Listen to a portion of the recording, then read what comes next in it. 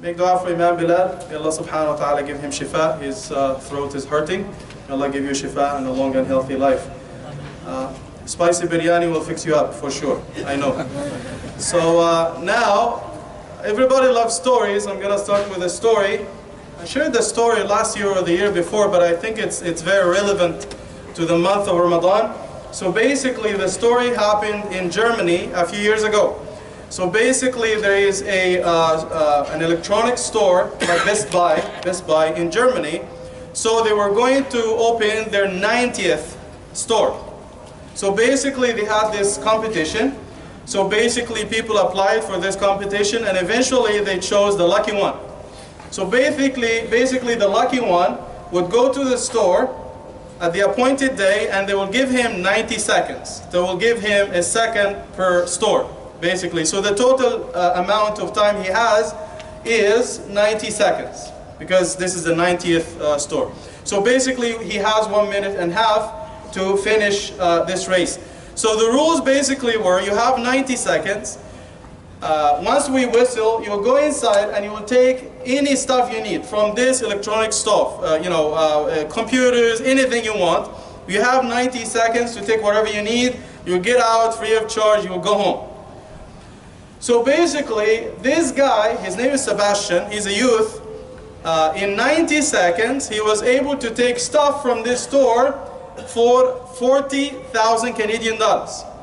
How did he do it? He basically had a plan. He had a strategy before he entered. And you can actually go to YouTube and watch his interview.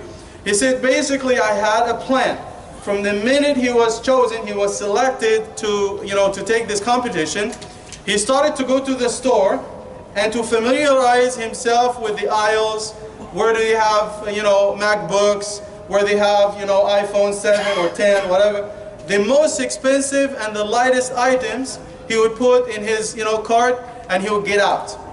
So basically, he knew where all the good, expensive stuff was. He got ready. He had his running shoes. ما كانش رايح بقى بشبشب اللي هو ابو صابع ده كل شويه الزحله ويقع, and he had his, his sportswear. He was ready, mashallah. And he had the cart, and he got ready. As soon as they started, he knew where he was going. All the MacBooks, all the iPhones, all the expensive stuff, and the games and all the expensive stuff. And close to the end, you can see in the video, they have the video of the competition. About 3-4 minutes were left. He got out, and he actually found there's a big fridge close to the where you check out. He went inside and he pushed it out. That's like $3,000-4,000 by itself. So the total was $40,000, and the reason is the guy had a strategy.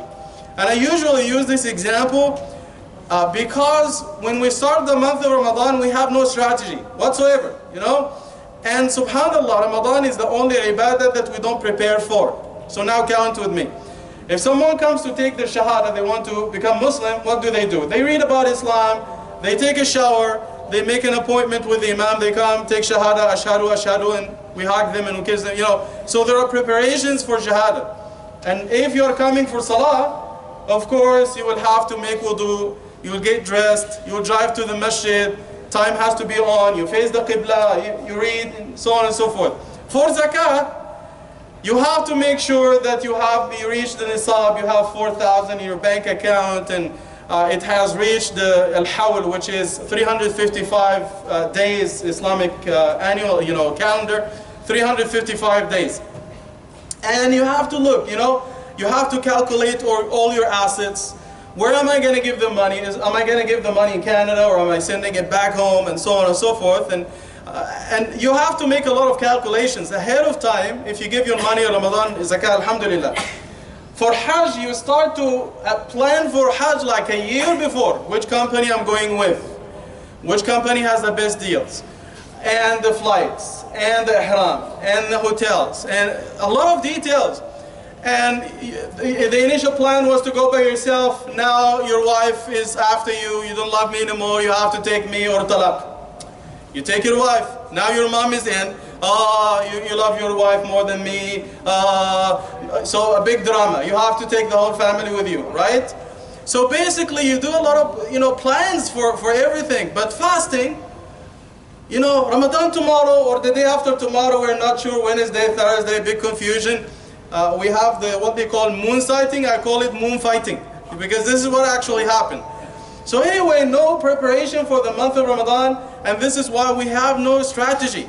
And this is why a lot of people come to me with all these crazy questions. One of them was, one brother was asking, I sleep the whole day, 12 hours, 17 hours, and I only wake up for Salah and I go back to sleep.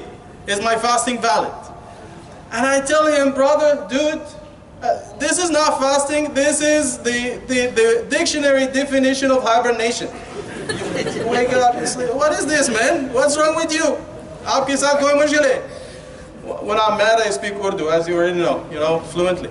So, yeah, and the other sister, Ramadan, first day of Ramadan, brother, I want to give talaq to my husband. What do I do? Come on, man, this is not the time. This is not the time. There is no strategy, you know. If you were like this guy, Sebastian, and you enter Ramadan with no strategy, no plan, if you spend half an hour inside the store, you'll come out with only a clinics, because you have no strategy, you know. The Prophet ﷺ and the Sahaba, they started Ramadan with a strategy.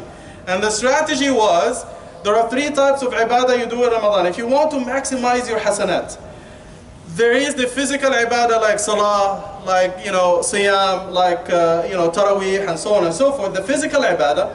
Then you have the verbal ibadah, which is reading Quran, making dua, dhikrullah, with your tongue. It doesn't cost you anything. And the third type is the financial ibadah, like giving sadaqah, giving zakah, feeding those who are fasting. So these are the 3 strategies that we need to have in Ramadan in order for you to maximize your hasanat.